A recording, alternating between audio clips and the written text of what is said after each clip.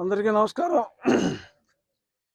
ఈరోజు సుప్రీంకోర్టులో తీర్పు ముందు సీనియర్ జడ్జ్ అనిరుద్ధ్ బోస్ గారు ఆయన తీర్పును విడిగా చెప్తూ 17A ఏదైతే చంద్రబాబు నాయుడు గారి లాయర్స్ వాదించారో ఆ 17A అనేది అప్లికబుల్, గవర్నర్ గారి అనుమతి లేకుండా ఎటువంటి ఎఫ్ఐఆర్ బుక్ చేయడానికి వీల్లేదు అని చాలా స్పష్టంగా చెప్పడం జరిగింది. రెండవ judge junior judge Bela Trivedi గారు ఆవిడ జడ్జిమెంట్లో ఈ అభిప్రాయాన్ని డిఫర్ చేస్తూ 17A అప్లికబిలిటీ 2018 తర్వాత ఏదైనా ఎలిగేషన్ ఉంటే దానికే అప్లై అవుతుంది తప్ప దాని ముందుకున్న దానికి అప్లికబుల్ కాదు అన్నారు. గతంలో చంద్రబాబు నాయుడు గారి లాయర్లు సెటిల్ అయింది కూడా ఇంత మునుపు ఇంకో సుప్రీంకోర్టు జడ్జిమెంట్లో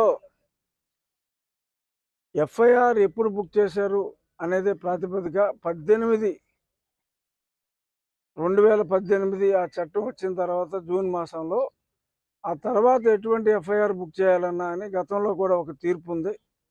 మరి అయినప్పటికీ వాళ్ళ సీనియర్ జడ్జి తీర్పు అనుకూలంగా, రెండో జడ్జి జూనియర్ జడ్జి తీర్పు అననుకూలంగా వచ్చింది.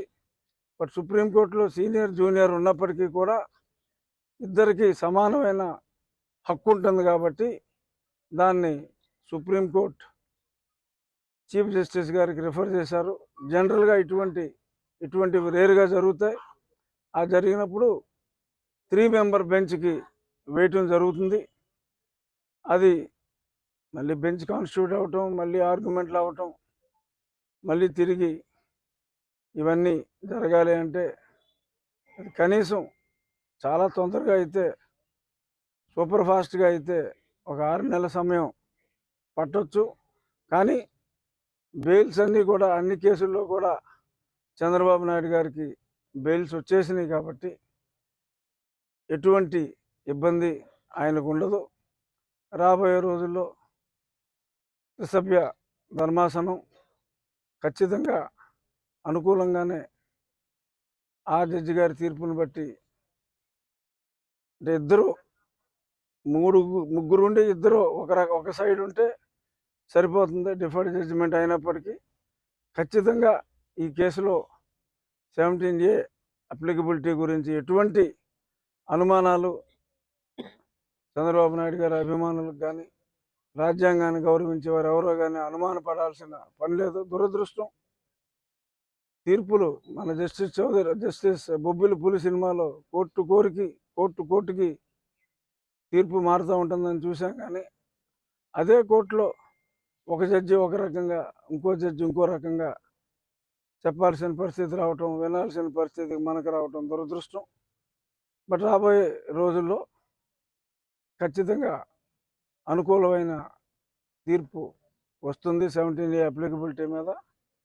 ఎటువంటి ఇబ్బంది మనకి లేదు. ఎన్నికలకి హుషారుగా వెళ్దాం. ఇది మనకి ఒక రకంగా సీనియర్ జడ్జి తీర్పు ఇచ్చారు కాబట్టి మనం అనుకూలంగానే దీన్ని భావిద్దాం. హుషారుగా ఎన్నికల్లో ఈ తప్పుడు కేసులు పెట్టిన ఈ ప్రభుత్వాన్ని దించే వరకు అవిశ్రాంతంగా మనం పోరాటం చేద్దాం. అని అడిగేది ఏమన్నా ఉంటే, గవర్నమెంట్ మనకి పూర్తిగా అనుకూలంగా ఉంది కాబట్టి సంబరాలు చేసుకున్న తప్పు లేదు. కానీ సుప్రీంకోర్టు తీర్పు పెండింగ్లో ఉంది కాబట్టి గతంలో ఉన్న స్టేటస్ కో మెయింటైన్ అవుతుంది కాబట్టి మంచి తీర్పు కోసం ఎదురు చూద్దాం.